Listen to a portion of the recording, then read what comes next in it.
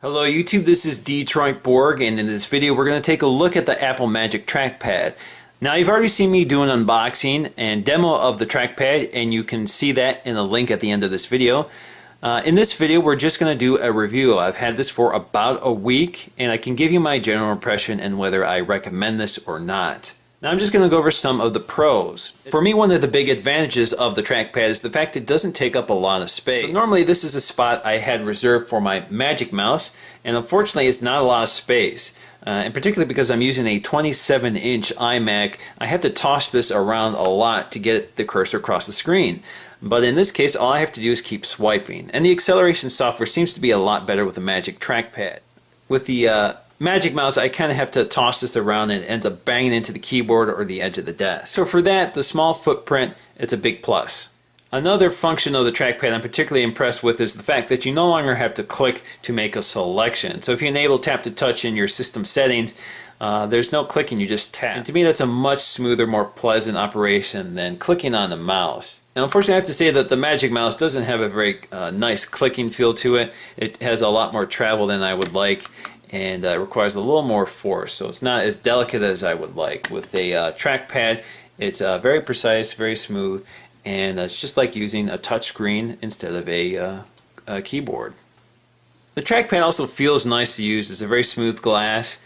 It's not like a lot of very smooth trackpads on some other PC desktops where it's really smooth plastic and your finger kind of sticks to it. This is always a nice consistent material, so there's very little friction when you run your fingers across it. So it's very precise and pleasant to use. The hallmark feature of the Magic Trackpad is the multi-touch gesturing, which is one reason to actually get the MacBook over any other computer. So it's nice to have that functionality on a desktop Mac.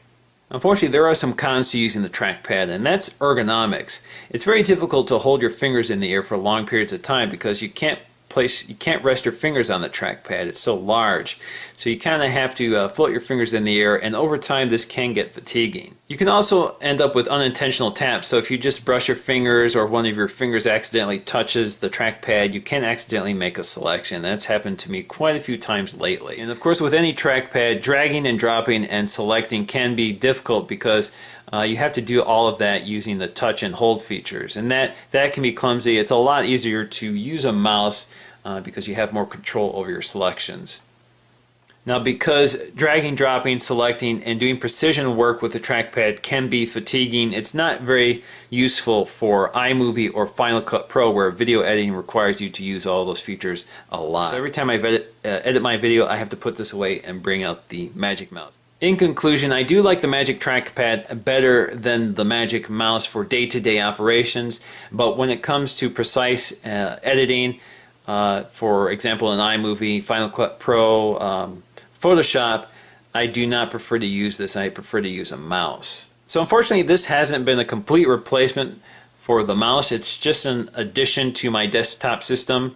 I do like this better because of the multi-touch gesturing. It is a much more pleasant interface than a mouse, at least in my opinion, because there's no clicking and I don't have to toss the mouse around, so I can make better use of my limited space on my desk. So would I recommend the Magic Trackpad?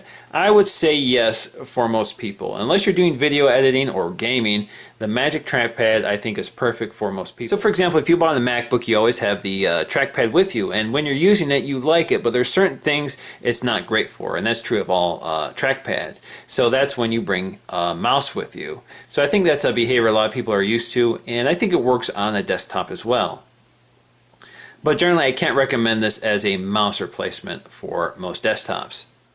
So once again guys, this is Detroit Borg with a quick review of the Apple Magic Trackpad. Thanks for watching.